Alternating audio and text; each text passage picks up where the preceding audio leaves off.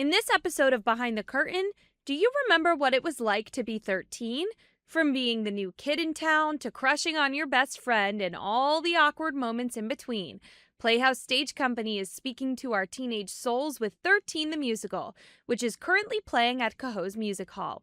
I recently sat down with Lance Douglas, director of 13, and Gabby Bazinet Douglas, the choreographer, to learn more about their unique take on this musical. Thank you both for coming in. Thank you so much for having us. Gabby, I have to first acknowledge the show that brought us together as performers is 13 the Musical. We grew up in the Capital Region theater scene together.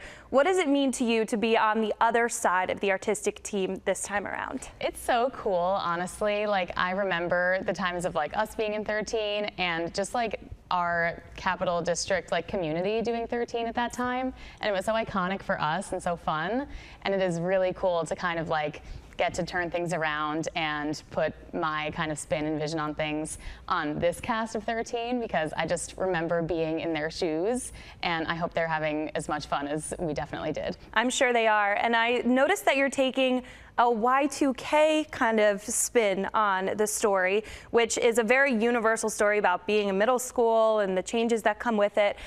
Lance, why did you want to take that approach and through that lens? Yeah, absolutely. I feel like when you're 13, every decision feels like life or death or the end of the world. And so putting that extra like Y2K end of the world feeling on it really raises the stakes for the kids. They're making the decisions about their like crushes and school things, but also like having to make those final choices is a really big deal for them. And you're looking at some video from rehearsal right now.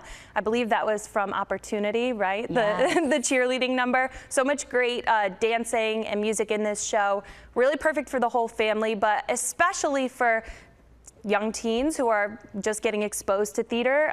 Gabby, talk to me about the message of 13 and what you hope gets conveyed. Yeah, well, with our production, what's really exciting is that even just from rehearsals, some of the parents have had the opportunity to kind of connect with their kids a little bit more through this like nostalgia and talking about their memories from 1999 and being 13 in their experience. So one of the things we're hoping to accomplish is like parents and children making those connections and getting to have something to talk about through our show. But it's also great to see all of these kids just grow as performers and as people through this process. So getting to see kind of the message of the show happen to these actual actors through our show is really exciting. We hope that audiences and the kids in the show get to kind of feel that growth and feel what change kind of means for them. Now, you're just coming off the heels of Footloose at Playhouse Stage Company. Yes. Congratulations, big hit. I saw great reviews of that. So this is another show geared toward families. If you liked what you saw at Footloose, you can return to Cohoes Music Hall. Remind us the show times and dates. We're August 21st through the 30th, and we have Wednesday 2 show days, no shows on Thursdays, Friday at 7 p.m., Saturday at 2 and 7, and Sunday at 2 p.m. Perfect. Lots of chances to catch 13 the Musical. You can get tickets online at playhousestage.org. Okay, I wanted to end with a little surprise for Gabby. Producer, can we please roll the pictures? Okay, so this is Gabby and I at the Debuts Theater Company Latour Awards, where we were accepting an award for these roles we played, Lucy and Kendra, in 13 the Musical. We played best friends, so that's why we got this award together. Gabby was like the goody two-shoes girl, and I was kind of the not-so-goody two-shoes girl, as you can tell from everything about that From how we're standing. And it's so cool to have this full circle moment with you, Gabby. I hope I didn't embarrass you with these pictures. These are my fondest memories. Me too. We'll be right back.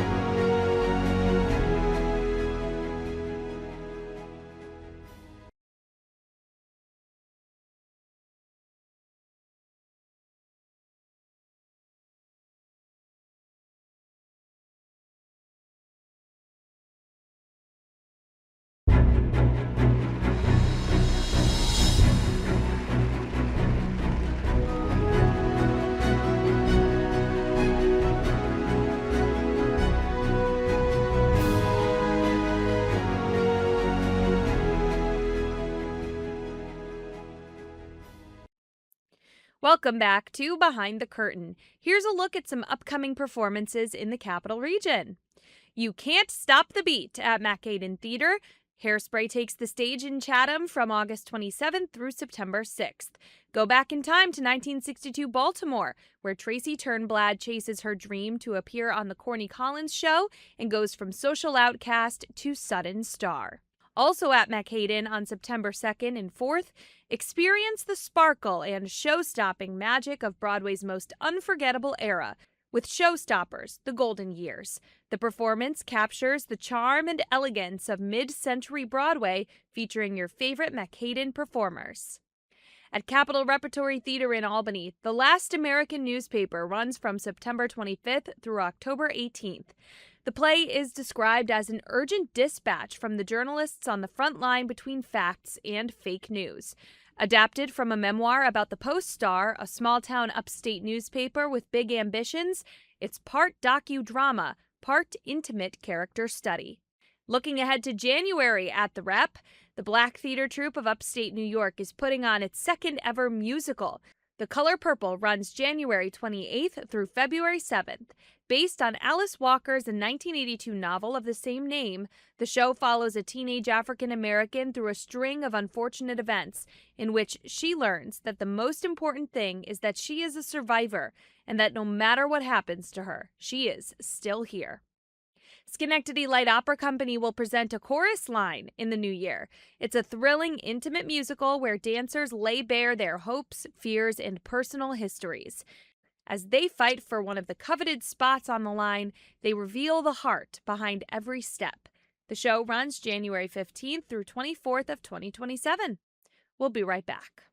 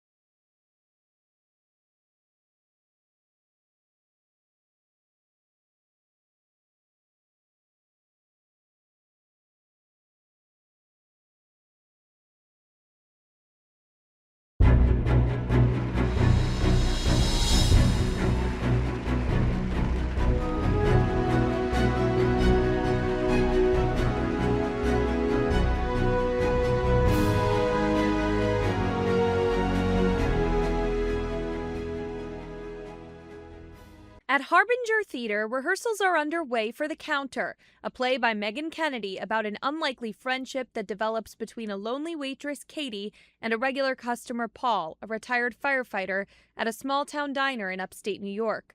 The play, premiered off-Broadway in 2024, will be directed in Albany by Patrick White. It will be Harbinger's 21st Capital Region premiere and 9th production at the Albany Barn since the company's founding in December of 2021. I will be hosting a talkback after the play on September 18th. Earlier this year, I had the chance to do the same for Harbinger's one-man production of A Distant Country Called Youth, in which Patrick White himself played Tennessee Williams. Let's take a look back at that talkback now. Absolutely. Wow, okay. Should I just go? Yeah. Yeah. All right.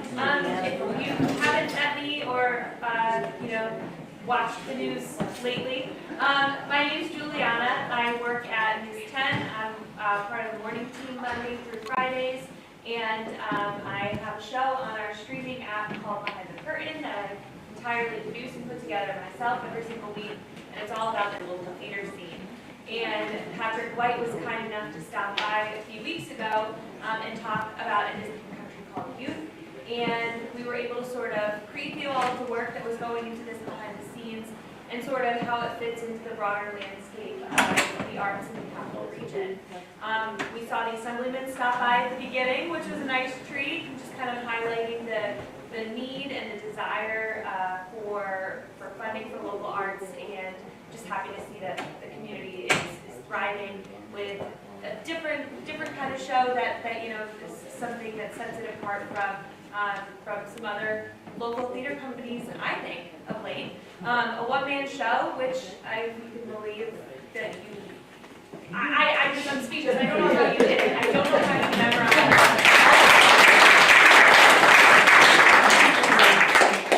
I'm looking down at my line coach, Debbie. Yeah. Okay.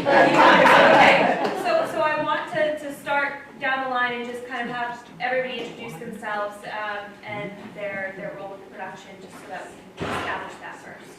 I'm Patrick White. I play Tennessee Williams, and I'm co-founder of Harbinger Theater. This is our 19th Capital Region premiere since December of 2021. Linda Shirey, director, first time with Harbinger. Hi, I'm Megan Ryan Adair, and I did set design. My name is Shai Reyes, and I do the sound design. I'm Stephen Wilson, I did lighting design. I'm Steve Hill, I was the assistant stage manager and dramaturge. Debbie Bercier, line coach. And we don't want to forget our friend up in the corner there. Hi, thank you for reporting. You're welcome. I'm Catherine Kupaba, was stage manager and board operator. All right. So I would love to hear some questions from you all, but I'm going to go first. That's okay with everyone. And you can kind of all jump in and answer as you see fit. Obviously, taking on a one-man show for you, Patrick, the amount of preparation, the amount of studying your lines that went into it. This play is typically done as a reading. Why was it important for you to be off book? The challenge. I think to make it a theatrical event, I have no interest in doing it as a reading. Yeah, the challenge. I've heard recently Elaine May, a quote, said, the safest thing to do is to take a risk. I had no idea if I could do it. Yeah. I've never done anything like this. He didn't tell us that when we started. I've done The Real Thing by Tom Stoppard, and that has maybe 6 pages of monologues. Right. This is 52. Yeah. Incredible. Up till a couple of weeks ago. Yeah, I was kind of curious about when it finally all clicked, when the first time you did it start to finish. Monday. No, it was building, and it was getting stronger, and it was getting stronger, and even times when we said, oh, damn, didn't make it through again, I still felt it was growing, and it was getting there. I felt hopeful, and Linda was an enormous support throughout, and would let me go home and cry. Yeah. And I would go home and cry. No, I think the thing that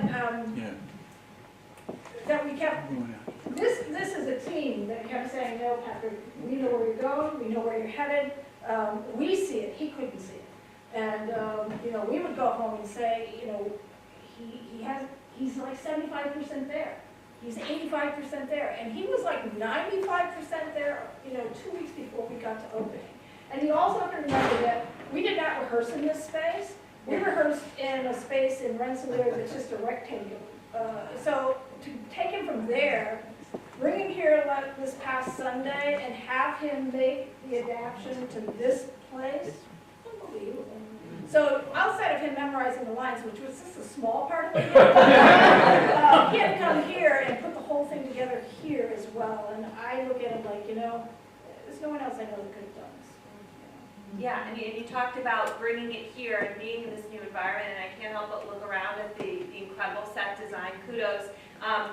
Talk a little bit about the inspiration behind that, how you brought this to life. So, like Patrick said, it was typically done as a reading. In the script, it did recommend doing 3 different music stands. We knew we wanted to flesh that out since Patrick had chosen to take the risk and decided to do a full flesh performance. We wanted to give him something different, or more. Right. but the 3 sites being family, writing, and traveling and exploration in different areas. So that's how we came upon that, giving them the 3 separate locations. The papers was based on an image that Patrick had found, and I really loved as well, and Linda loved it. We wanted papers hanging. And then I had conversations about what is the through line of those 3 different areas, and it's clearly the letters and writing throughout everything. And then one thing that kind of underscores the setting as well is the music and the sound effects. The sound effects that let us know when there's listen, I'm Gen Z. What is this, a telegram? So interesting. What's the ding? That's what typewriter reset. So basically when you're done Right. typewriter. Totally. Tell me more. There was a telegram. There was.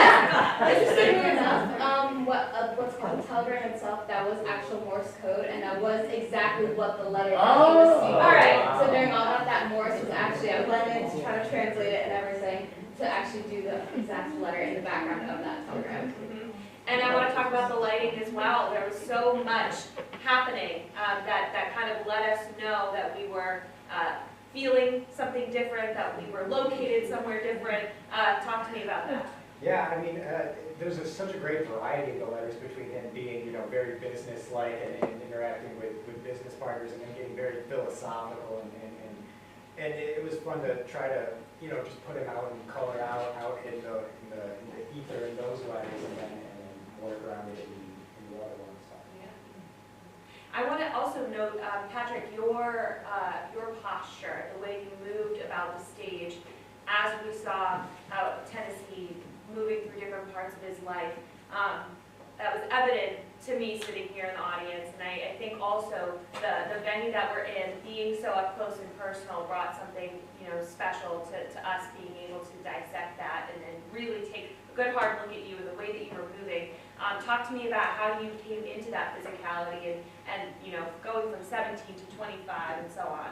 Yeah, just fun, just having fun, like being 16 and writing to your sister, the first letter, dear Rose, and she's going to debutante season in Knoxville, Tennessee. Aunt Belle is her father's sister, and she was really like, this is the woman that Laura is based on, who ended up in an institution, and she's going through debutante season. Right. And I was just like, I don't know, putting yourself in, and that's why I wanted to do it as a performance. It's each scene, each letter is a scene, and you set it up and you say, who am I talking to, what do I want, and what do I do to get what I want? And and you just fill it out, and then the physical expression, the rehearsal room we had, it was just a playground. We just, had fun. Well, the art of letter writing, done by a writer who, these are just his stream of consciousness, yes. Right? And it's so captivating. Yes. Okay, somebody else asked questions. Does anyone have something burning that they were sitting here just thinking about? Who were some of the other recipients? Audrey and some of the others? Audrey is his agent, Audrey Wood, who was with him for 35 years until the 60s for him. He called it his stoned age. He was under a lot of medication and a lot of drinking, and he fired his agent in a very nasty backstage scene. But that's Audrey Wood. Margot Jones is a producer from Texas, died tragically young. Molly Day Thatcher is head of the group theater, but she was Ilya Kazan's wife. Harold Clerman, director of the group theater, a famous acting teacher. Joe Hazen, he's a friend of his, an assorted friend. There is a biography that Stephen did of Bill. Bill is the letter in the bathhouse that he sends to Bill, and Bill is connected to Schenectady.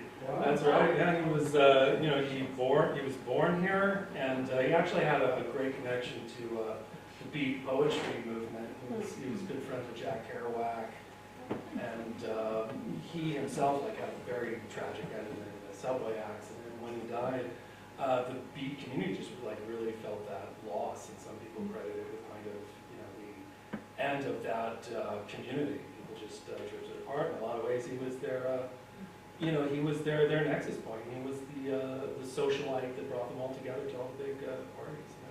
Really interesting guy. What else did you find in your research? Any other tidbits that you think that we would, find interesting? One of the pieces I love is that his name is Tennessee. He was born in Mississippi. He grew up in St. Louis. There are stories that his fraternity brothers called him Tennessee because he had a southern accent, which, I don't know how strong he was with the fraternity, but his father was from Tennessee, and he despised his father. But I see it as sort of an unrequited love for the father, that now he will take on the name of where his father's from and wear it for the rest of his life to try and make some sort of relationship with him. We'll be right back.